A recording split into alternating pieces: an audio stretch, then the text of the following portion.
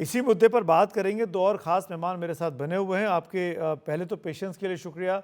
मेरे साथ प्रोफेसर जहांगीर हैं, खीमराज जहांगीर जी, बहुत बहुत स्वागत है आपका। और ब्रह्म चेलानी जी हमारे साथ जुड़ रहे हैं, जो सामरिक मामलों के जानकार हैं, विशेषज्ञ। थैंक यू सो मच हमसे जुड़ने के लिए, अपना वक्त देने के लिए। एक सवाल मैं सबसे पहले चेलानी जी से एक ले लेता हूँ यहाँ पर, उसके बाद हम इस खबर पर बात करते हैं।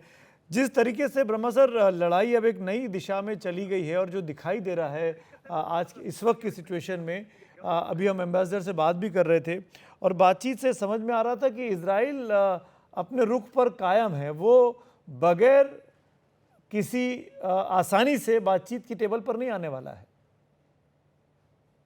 आप ठीक कह रहे हैं सुमित। एक नया फ्रंट खोल के इजराइल ने अपनी जो सिचुएशन है वो और रिस्की बना दी है, क्योंकि करीब एक साल से जो लड़ाई चल रही है गाजा में, वहाँ पर हमास तो ख़त्म नहीं हुआ है। अभी भी हमास नए फाइटर्स को रिक्रूट कर रहा है।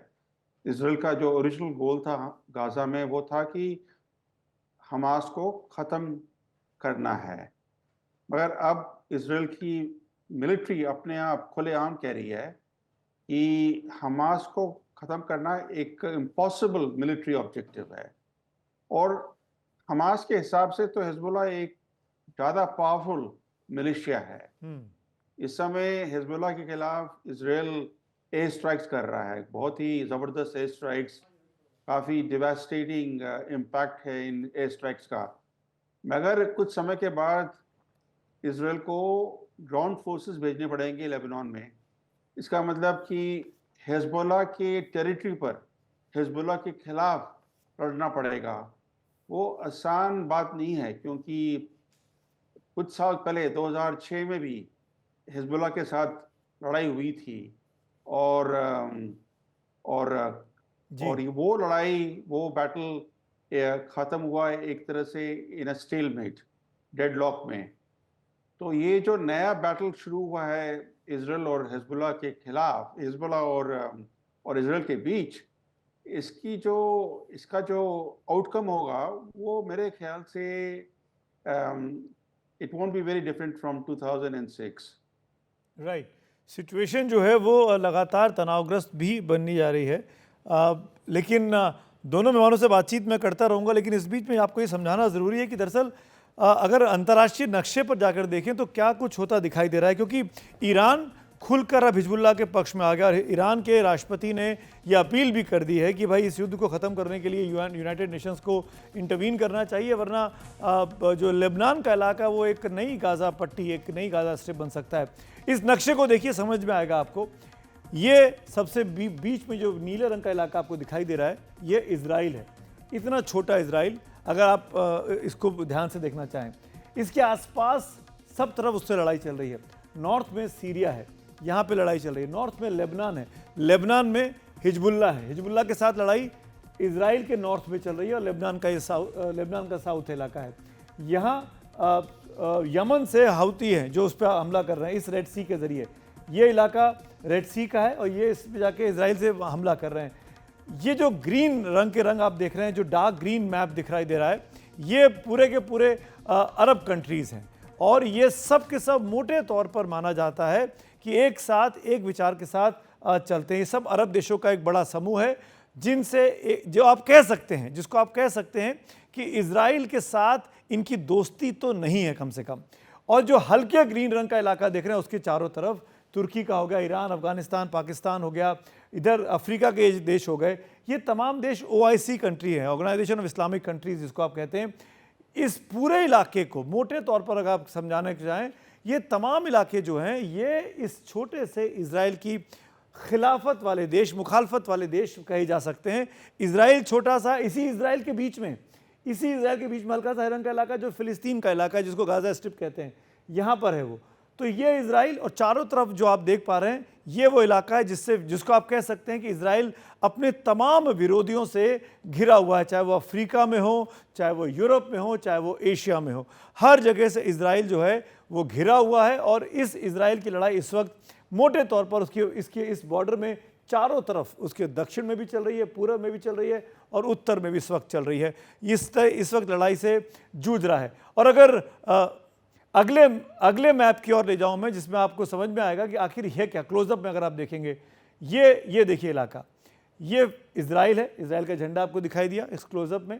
इजराइल के नॉर्थ में सीरिया है, सीरिया से उसके ऊपर हमले हो रहे हैं। यहाँ ये लेबनान का इलाका है, जहाँ पे लेबनान के साथ उसकी लड़ाई चल रही है। अगर हम इसको पास करें, ये इराक का इलाका है। ये जो एक्सिस बनता है, एक्सिस ऑफ रेजिस्टेंस जिसको कहा जा रहा है, ये तमाम इजराइल के विरोधी मुल्क हैं जो खुलकर इजराइल के खिलाफ लड़ रहे हैं। अगर आप इसको जूम आउट करेंगे इस नक्शे को, तो आप और देख पाएंगे इसमें नीचे इलाका है, ये पूरा इलाका, ये यहाँ पे गाज़ा है, जैसा कि मैंने आपको कहा। फ़िलिस्तीन का इलाका बीच में इजराइल में, जहाँ पे गाज़ा के साथ लड़ाई चल रही है, जो कि 7 अक्टूबर की लड़ाई का अब तक हम दंश देख रहे हैं इस इलाके में। नॉर्थ की बात करेंगे तो यहाँ पर हिजबुल्ला है, जो कि शिया लड़ाकों का संगठन है, जो कि लेबनान से ऑपरेट करते हैं। ये समझ लीजिए लेबनान एक देश है, उस देश में एक संगठन है जिसका नाम हिजबुल्ला है, वो इससे लड़ रहे हैं। और यहाँ यमन में, ये यमन मुल्क है, यहाँ पे हौती मिलिशिया है, हौती जिसको इजरायली आतंकी कहते हैं, और ये भी अटैक कर रहे हैं। ये तमाम लोग मिलकर इजराइल के खिलाफ एक एक्सिस बना हुआ, और इजराइल पर तीनों तरफ से ये समुद्र के रास्ते हमला करते हैं। यहाँ से गाज़ा तो अंदर है ही है, हमास का इलाका, नॉर्थ में हिजबुल्ला हो गया, और इराक और सीरिया में भी कई संगठन ऐसे सक्रिय हैं जो हिजबुल्ला को और हमास को मदद कर रहे हैं, हूती को मदद कर रहे हैं इस पर हमला करने के लिए। मोटे तौर पर इस नक्शे से आप समझ सकते हैं कि इजराइल किस तरीके से घिरा हुआ है। अगले मैप की ओर चलते हैं, अगले नक्शे में आपको समझाते हैं आखिरकार वहाँ पर क्या दिखाई देता है। ये देखिए, ये इलाका अगर बिल्कुल क्लोजअप में आपको जाके देखें, ये इजराइल का इलाका है, और इजराइल के नॉर्थ में, ये इजराइल का उत्तर का इलाका, इजराइल मुल्क ये है, एक लंबी सी सीधी पट्टी आपको दिखाई देती है। ये इलाका इजराइल का है, ये इलाका लेबनान का है, और यहाँ पर लड़ाई इस वक्त चल रही है। और ये भूमध्य सागर का इलाका, जिसको आप मेडिटेरियन सी कहते हैं, जॉर्डन, सीरिया, चारों दो बड़े मुल्क घिरे हुए हैं। इस वक्त जो लड़ाई चल रही है हिजबुल्ला के साथ, वो यहाँ पर चल रही है। लेबनान का दक्षिण का इलाका, इजराइल के उत्तर का इलाका, यहाँ से बड़ी संख्या में फायरिंग हो रही है दक्षिणी लेबनान से इजराइल की ओर, और पलट कर इजराइल अब अपने रॉकेट से हमला कर रहा है, जिसमें 500-600 के आसपास मिसाइलें दागी गई हैं, जिसमें 500-600 के आसपास जो लड़ाके हैं हिजबुल्ला के, वो मारे गए हैं। ये इस तरीके से मैप में इस वक्त दिखाई देता है। आगे बढ़ते हैं, अगले ग्राफिक्स के जरिए आपको दिखाने की कोशिश करते हैं इजराइल पर हिजबुल्ला के हमले कहाँ कहाँ हुए हैं, किस तरह के फायर पावर का इस्तेमाल किया गया। ये वो इलाका है लेबनान से लगा हुआ इजराइल का उत्तरी इलाका, इस इलाके पे हमले हुए हैं, मिसाइल दागे गए हैं, ड्रोन दागे गए हैं, और आर्टिलरी गन से भी हमले हुए हैं। इस इलाके में जो इजराइल के लोग रहते थे, इजराइल नागरिक थे, उनको इलाका खाली करके नीचे की ओर, दक्षिण की ओर आना पड़ा है। और इस इलाके में लेबनान में जो हिजबुल्ला के लड़ाके नहीं हैं, क्योंकि लेबनान में बहुत बड़ी संख्या में क्रिश्चियंस भी रहते हैं और सुन्नी भी रहते हैं। हिजबुल्ला दरअसल शियाओं का संगठन है, सुन्नी मुस्लिम भी है, वो उन लोगों को उत्तर की ओर जाना पड़ा है। और इसकी वार्निंग इजराइल ने पहले ही दे दी थी कि आप हम हमला करेंगे, इस इलाके को खाली करना चाहिए। इजराइल के कब्जे वाला गोलान हाइट्स का ये इलाका है, ये बहुत इंपॉर्टेंट है। ये गोलान हाइट्स का इलाका है जो कि इजराइल के कब्जे में है। हाइफा आप देख सकते हैं, ये एक इम्पॉर्टेंट पोर्ट है यहाँ पर, और यहाँ तक भी हमले किए जा रहे हैं उस तरफ से, यानी कि हिजबुल्ला की तरफ से। हिजबुल्ला कहने को एक मिलिशिया है, एक आतंकी संगठन जिसको कहता है अमेरिका और इजराइल। उसके पास बड़ी संख्या में हथियार हैं, मिसाइल भी हैं, ड्रोन्स भी हैं, टैंक्स भी हैं, एक पूरी फौज की तरह काम करता है हिजबुल्ला। मैं फिर रिपीट कर दूं, हिजबुल्ला एक संगठन है, वो लेबनान देश से ऑपरेट करता है। आप इसको ऐसे समझ सकते हैं। अगले मैप की ओर चलते हैं, और इस मैप के जरिए आप समझने की कोशिश करिए। दरअसल हिजबुल्ला पर इजरायली हमले, हवाई हमले हो रहे हैं, और इजराइल ने हवाई हमलों से हिजबुल्ला के ठिकानों को निशाना बनाया है। लेबनान में बड़ी संख्या में अपने एयर पावर का इस्तेमाल किया है, और इजराइल के कब्जे वाले गोलान हाइट्स के इलाके से ये उड़े हैं। ये देख सकते हैं इस नक्शे में आप, हिजबुल्ला पर इजरायली हमले, हवाई हमले किए जा रहे हैं। ये इस तरह के ड्रोन से भी हमले हुए हैं, ड्रोन के जरिए भी उसको निशाने पर लिया गया है। आर्टिलरी गन से फायरिंग हो रही है, इन आप देख सकते हैं। ये तमाम कोशिशों से, इन तमाम प्रयासों से इजराइल हिजबुल्ला से बदले ले रहा है। जैसा कि अभी आपने सुना, एम्बेसडर बोल रहे थे कि 7 अक्टूबर को हमास ने हम पे हमला किया पिछले साल, और 8 अक्टूबर से लगातार हिजबुल्ला हमारे ऊपर ड्रोन से, हमारे ऊपर मिसाइलों से हमले कर रहा था। अब जाके हमने उनको जवाब दिया है, और अब तब तक जवाब देंगे जब तक हिजबुल्लाह के तमाम बड़े कमांडर्स को हम उनको ख़त्म नहीं कर देते। साफ तौर पर इजराइल की ये रणनीति है। मेरे साथ प्रोफेसर जहांगीर साहब बने हुए हैं। प्रोफेसर जहांगीर, शुक्रिया आपके पेशेंस के लिए।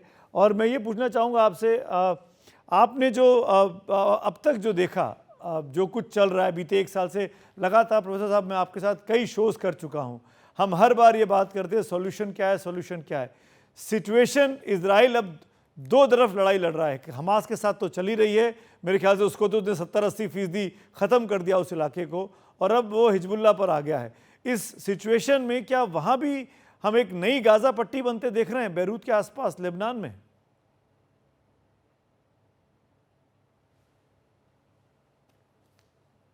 देखिए, ये मुमकिन जरूर है। 1982 में जब इसराइल ने पहली बार लेबनान पे कब्जा किया था तो इसराइल के डिफेंस मिनिस्टर ने बेरूत को सीज किया था, और वो चैप्टर इसराइल का 18 साल चला। 18 साल बाद 2000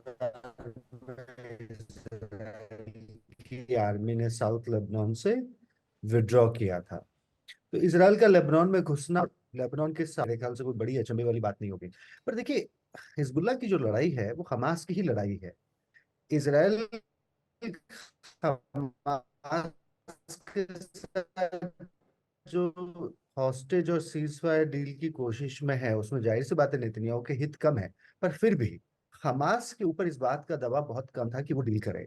हमास को अगर आप हिजबुल्लाह के साथ के तौर पे देखें तो हिजबुल्लाह ये कह रहा था कि इसराइल गाजा से पूरी सेना को विड्रॉ करे। तो एक रणनीति इसराइल की है कि जब वो हिजबुल्लाह पे हमले करेंगे तो उससे हमास की भी ताकत और हमास का जो एक मैक्सिमलिस्ट अतिवाद है अपनी निगोशिएशंस को लेके, वो कम होगा।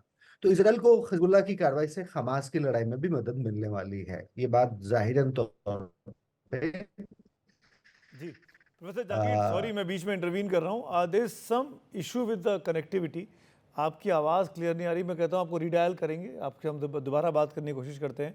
एक बार आपकी लाइन को लेते हैं ठीक से। मेरे साथ ब्रह्म चलानी जी हैं। ब्रह्म सर, ये समझाना बहुत ज़रूरी है और आप शायद सबसे बेहतरीन तरीके से हमको समझा पाएँ, हमारे दर्शकों को समझा पाएँ। इज़राइल, हम जब नक्शे पे देखते हैं एक छोटा सा इज़राइल और चारों तरफ उसके विरोधी दिखाई देते हैं। ऐसे में इज़राइल के पास ताकत कहाँ से आ रही है? अमेरिका उसको सपोर्ट कर रहा है, आर्मी पावर दे रहा है, ये हमको समझ में आता है। और कौन कौन से मुल्क उसके साथ इस वक्त खुलकर खड़े हुए हैं? इसराइल के साथ पूरा वेस्ट सपोर्ट कर रहा है इसराइल को। अमेरिका तो कर रहा है, जैसे दूसरे जो वेस्टर्न पावर्स हैं, फ्रांस, ब्रिटेन, जर्मनी, ये भी सपोर्ट कर रहे हैं इसराइल को। तो इसराइल का जो सपोर्ट है वो काफ़ी स्ट्रॉन्ग है इंटरनेशनली, क्योंकि पूरा वेस्टर्न ब्लॉक इसराइल को सपोर्ट करता है। क्यों सपोर्ट करता है? इनका क्या इंटरेस्ट है? ये अच्छा सवाल है, क्योंकि आप देखिए अमेरिका में भी काफ़ी डिविजन्स हैं इस समय। जो कुछ हो रहा था गाज़ा में, जिस तरह का डिवास्टेशन हुआ, बल्कि एक पॉलिटिकल इशू बन गया है ये आने वाले इलेक्शन में, कि जिस तरह से बाइडेन एडमिनिस्ट्रेशन ने एक तरह से ब्लाइंड सपोर्ट दिया है इसराइल को, एक पॉलिटिकल इशू बन गया है इलेक्शन में। मगर जो रिपब्लिकन पार्टी है वो भी इसराइल को फुली सपोर्ट करती है, मगर जो इंटेलेक्चुअल्स हैं और कुछ स्टूडेंट्स हैं, उनमें काफ़ी डिविजन्स हैं इस इशू पर, इस लड़ाई पर। तो वेस्टर्न सपोर्ट इसराइल को काफ़ी समय से मिल रहा है, ये तो नई बात नहीं, काफ़ी डेकेड से मिल रहा है इसराइल को। और बिना अमेरिकन मदद से इसराइल इस तरह की लड़ाई नहीं लड़ पाएगा जिस तरह से लड़ाई लड़ रहा है करीब 1 साल से गाज़ा में। अमेरिकन हथियार आ रहे हैं इसराइल के पास, और अमेरिकन फाइनेंशियल एड भी मिल रहा है इसराइल को काफ़ी हद तक। तो ये जो सपोर्ट है इसराइल के लिए बहुत ही क्रिटिकल है।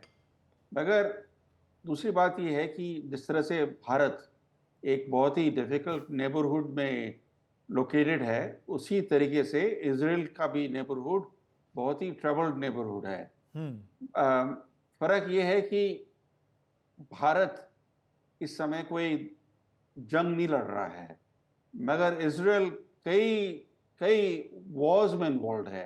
एक तो गाज़ा में, अब लेबनान में, उसके अलावा हुतीज़ के खिलाफ यमन में, ईरान के साथ एक शैडो वॉर चल रहा है, और अब जो लेबनान में जो कुछ इज़राइल कर रहा है, उससे इज़राइल और ईरान का डायरेक्ट कॉन्फ्लिक्ट हो सकता है। राइट। और उसके अलावा इज़राइल के सोसाइटी के अंदर एक युद्ध चल रहा है between rival camps, between rival ideologies. तो इज़राइल की सिचुएशन भारत से भी काफ़ी ज़्यादा वनरेबल है। एक तरह से इज़राइल काफ़ी स्ट्रॉन्ग है, छोटा देश है मगर काफ़ी स्ट्रॉन्ग है, मगर दूसरी तरफ भारत के हिसाब से ज़्यादा वनरेबल है। लेकिन मैं ये समझना चाहूँगा, अमेरिका मदद कर रहा है, समझ में आता है, अमेरिका और इजराइल के बीच बड़ी अच्छी फ्रेंडशिप रही है। पर जो बाकी यूरोपियन कंट्रीज़ हैं, जैसे आपने फ्रांस का नाम लिया, ग्रेट ब्रिटेन हो गया, इन लोगों इन कंट्रीज़ का क्या हित है कि ये जो संगठन है या ये जो देश हैं, इनमें इजराइल नुकसान पहुंचाए? क्या इनको कोई बेनिफिट दिखाई देता है अपनी फॉरेन पॉलिसी में? नॉर्मली जो अमेरिका पॉलिसी अडॉप्ट करता है, उसके एलाइज भी उसी पॉलिसी को नॉर्मली सपोर्ट करते हैं।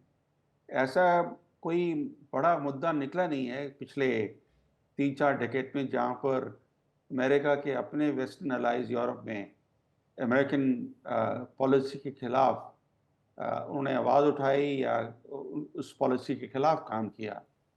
कई सारे इश्यूज हैं जहाँ पर डिसेंट हुआ है या डिफरेंसेस निकले हैं, मगर जहाँ तक इजराइल का मुद्दा है तो US led policy, US allies भी सपोर्ट करते हैं। राइट। इनफैक्ट आज पेंटागन का बयान भी आया था कि US will send more troops to Middle East. Pentagon ने तो ये ट्रूप्स भेजने का मतलब ही है कि इजराइल की मदद करने के लिए हम अपनी सेना भेजने को तैयार हैं। लेकिन इस चीज़ को और समझना चाहेंगे हम ब्रह्मचलानी जी, जो कि बहुत ही क्रूशल हो जाता है। इस वक्त इलेक्शंस का दौर है अमेरिका में, ख़ास तौर पर 2 महीने के अंदर, 1.5 महीने के अंदर चुनाव वहाँ होने हैं। दोनों पार्टियाँ, चाहे रिपब्लिकन्स हो चाहे डेमोक्रेट्स हों, वो इजराइल को अपना दोस्त बताती हैं और दोस्त मानती भी हैं। आपको क्या लगता है कि जब तक ये चुनाव ख़त्म नहीं हो जाएंगे तब तक ऐसा सिचुएशन वेस्ट एशिया में बना रहेगा, या उसके पहले कोई सॉल्यूशन की बात हो सकती है? ये जो कॉन्फ्लिक्ट्स हैं मिडिल ईस्ट में, ये अमेरिकन प्रेसिडेंशियल इलेक्शन के साथ कोई इनका कोई लिंकेज नहीं है। ये इलेक्शन ख़त्म होने के बाद भी ये कॉन्फ्लिक्ट्स चलते रहेंगे, और जो भी राष्ट्रपति बनेगा अमेरिका में वो इजराइल को सपोर्ट करेगा। मगर इजराइल के लिए काफ़ी बड़े चैलेंजेस हैं। अब देखिए, इस समय तो एयर स्ट्राइक्स चल रहे हैं लेबनान में हिजबुल्लाह के खिलाफ, पर जब इजराइल ग्राउंड फोर्सेस भेजेगा इजराइल लेबनान के अंदर, तो वो ये जो लड़ाई है वो इसका जो डायमेंशन बदल जाएगा, क्योंकि अब हिजबुल्लाह के पास ईरान के तरफ से काफ़ी पावरफुल वेपन्स हैं। ईरान ने हिजबुल्लाह को एक बहुत ही पावरफुल एंटी टैंक मिसाइल दिया है, उसका नाम है अल्मस। जिस तरह से इजराइल ने गाजा में ऑपरेशन किए बिना कोई मेजर कॉम्बैट, मैंने जो उस तरह का होता है ना फ्रंटल कॉम्बैट, वो नहीं हुआ गाजा में। हमास तो एक तरह से गुरिल्ला टैक्टिक्स अडॉप्ट किया उसने इजरायली फोर्सेस के खिलाफ। मगर जब इजरायली ग्राउंड फोर्सेस जाएंगे लेबनान में, उनका एक डायरेक्ट फ्रंटल कॉम्बैट होगा हिजबुल्लाह के साथ जी। और हिजबुल्लाह के पास बहुत सारे drones, missiles, anti tank rockets हैं। जिस तरह से जिस वजह से ये इस तरह का टकराव बहुत ही खतरनाक होगा दोनों साइड्स के लिए। प्रोफेसर जहांगीर मेरे साथ जुड़ गए हैं। प्रोफेसर साहब, शुक्रिया एक बार फिर से। अब सवाल सीधा आपसे ये, लेबनान का इलाका, लेबनान में बड़ी संख्या में सुन्नी भी हैं और हिजबुल्लाह तो शियाओं का एक संगठन है ही है। ऐसा भी देखा जा रहा है कि इस वॉर ने जो इजराइल के खिलाफ चला है, इसने शिया और सुन्नी को एक कर दिया है, क्योंकि अगर गाज़ा में सुन्नी थे, यहाँ पर शिया हैं, तो सब मिलकर एक हो गए हैं। जो आपस में एक ज़माने में ईरान और इराक की लड़ाई इसी बात पर हो गई थी, शिया सुन्नी पर 90 के दशक में, और आज सब एक होकर इजराइल के खिलाफ इकट्ठे हो गए, ऐसा लग रहा है। सुमित साहब, ऐसा हुआ नहीं है। जी। उल्टा लेबनान के अंदर हिजबुल्लाह के खिलाफ बहुत बड़ी आवाजें मतलब मजबूत हुई हैं। पिछले अगर 6 महीने की लेबनान के अंदर की खबरों को देखा जाए तो जो मैरोनाइट क्रिश्चियंस और जो सुन्नी पॉलिटिकल एक्टर्स हैं, उनका ये बिल्कुल दबाव था हिजबुल्लाह के ऊपर कि वो एक तो अपनी आर्म्ड मिलिशिया को इस लेबनान की आर्मी के साथ जोड़े, वो state with in the state वाली रियलिटी से लेबनान को हाईजैक करके नहीं रख सकते।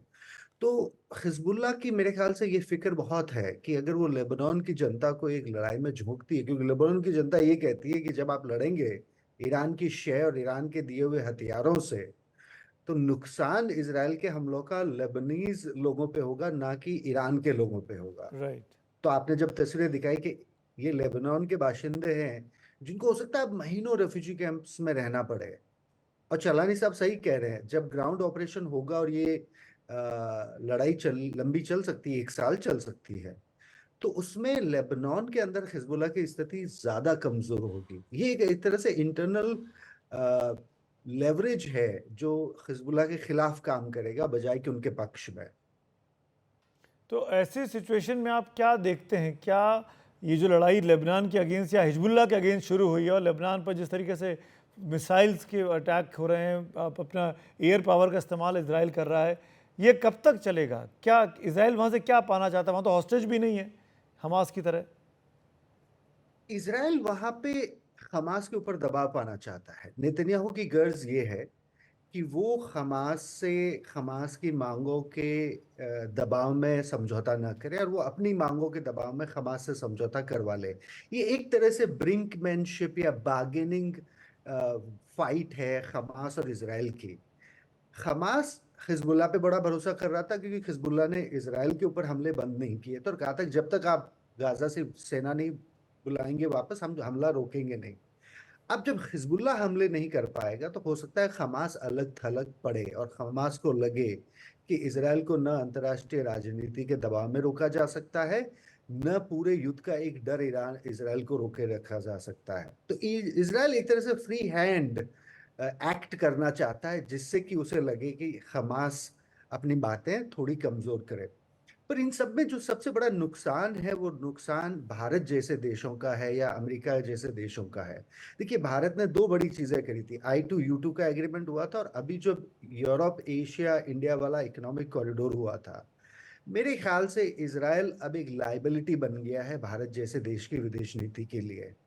इसराइल का व्यवहार, इसराइल की रणनीति, युद्ध, देखिए युद्ध पे जाना देश का हक है, वो चाहे तो सालों युद्ध में रह सकता है, पर फिर उसके जो स्ट्रेटेजिक अलाइज हैं वो कैसे निगोशिएट करेंगे उसके इस रेकलेस बिहेवियर को, कि आप शांति समझौते की कोई सूरत तलाशना नहीं चाहते और आप लड़ाई को एक मतलब एक ओपन खींच बैटल आप रखना चाहते हैं। तो मेरे ख्याल से इसराइल को ये मेरे ख्याल से वहम होना चाहिए कि उनके जो स्ट्रेटेजिक अलाइज हैं उनका कितना पेशेंस वो टेकन फॉर ग्रांटेड रख सकते हैं। एक एक क्विक सवाल और आप दोनों से आंसर चाहूँगा मैं। पहले जहांगीर साहब आपसे, और वो ये कि क्या आप देख रहे हैं कि ये जो लड़ाई है ये और एस्केलेट हो रही है, ये ईरान की तरफ जा रही है? क्या ये भी हो सकता है आने वाले दिनों में? ये ईरान की तरफ जा सकती है। ईरान के प्रेसिडेंट ने आज ये बयान दिया है कि इजराइल ये हमला करके ईरान को एक लड़ाई में खींचना चाहता है। ईरान भी हिजबुल्लाह को शय जरूर देता है, पर वो ईरान सीधे तौर पे इजराइल के साथ लड़ाई लड़ने में हिचकता है। और मेरा ये शुरू से मानना है कि ईरान का हित फिलिस्तीन के लोगों के लिए कतई नहीं है। ईरान ने फिलिस्तीन के मुद्दे को बहुत बड़ा प्यादा बना रखा है। ईरान की इजराइल के साथ लड़ाई एक सैद्धांतिक धार्मिक एजेंडे का हिस्सा है। ईरान फिलिस्तीन के लोगों के लिए एक लड़ाई नहीं लड़ेगा। वो सुन्नी मुसलमान है जिनके लिए वो कतई अपनी शिया रिवोल्यूशन और शिया पावर को नहीं खोना चाहते। पर ईरान चाहता जरूर है कि उसके प्रॉक्सीज, चाहे वो हुतीज हो, चाहे वो हिजबुल्लाह हो, चाहे वो हमास हो, वो उस पर दबा। इसीलिए तो देखिए ना कि हिजबुल्लाह की इस लड़ाई में इजिप्ट और जॉर्डन इसराइल के साथ है, सऊदी अरेबिया और गल्फ के सारे मुल्क इसराइल के साथ हैं। राइट। एक क्विक जवाब आपका भी जलाली साहब, क्या ये लड़ाई एस्केलेट हो रही है? क्या इस रीजन के बाहर भी निकल सकती है? एस्केलेट हो सकती है क्योंकि ईरान के लिए अब इज्जत की बात हो गई है ना। क्योंकि जब हमास का कमांडर इसराइल ने मारा तेहरान में, तो उस समय इजराइल एक्सपेक्ट कर रहा था कि ईरान रिटेलिएशन करेगा, रिटेलिएशन नहीं हुआ। अब इजराइल ने हिजबुल्लाह के खिलाफ लड़ाई शुरू कर दी है। अगर ईरान कुछ नहीं करता है तो उसका जो इमेज है वो सफ़र करेगा। जो ईरान की लीडरशिप है वो जी। अपनी जनता को भी कैसे फेस करेगी। तो एस्केलेशन का तो डर है, मगर किस तरह का एस्केलेशन होगा इसके बारे में किसी को पता नहीं है, क्योंकि एस्केलेशन हो सकता है काफ़ी लिमिटेड या okay. Show off strength Iran की तरफ से, क्योंकि ईरान तो नहीं चाहता कि एक फुल फ्लेश्ड युद्ध और शुरू हो, जी मगर वो अपनी इज्जत बचाने के लिए कुछ ना कुछ करेगा। जी। क्या करेगा ये पता नहीं। जहांगीर साहब आपने हाथ उठाया, क्विक कमेंट, मेरे को रैप अप करना है। मैं ये कहना चाहता हूँ कि ये लड़ाई एस्केलेट तो नहीं होगी, पर ये लड़ाई प्रोलॉन्ग जरूर होगी। देखिए, Okay. जब इसराइल और हमास की लड़ाई छिड़ी थी तो कहा कि नहीं 4-6 महीने में खत्म हो जाएगी। 12 महीने हो गए, अब 12 महीने लेबनान की और इसराइल की लड़ाई चलती रहेगी, मेरा जी। ये मानना है। चलिए, बहुत बहुत शुक्रिया। अफसोसजनक है, पर सॉरी, बीच में बोला, शुक्रिया, थैंक यू, वक्त की कमी है। कुल मिलाकर देखा जाए तो दोनों एक्सपर्ट के बात मानना है कि लड़ाई लंबी चलने के आसार दिखाई दे रहे हैं। कितना और फैलेगी इन दो मुल्कों के बाहर वो अभी कहना जल्दबाजी होगा, पर लड़ाई चलेगी ये दिख रहा है।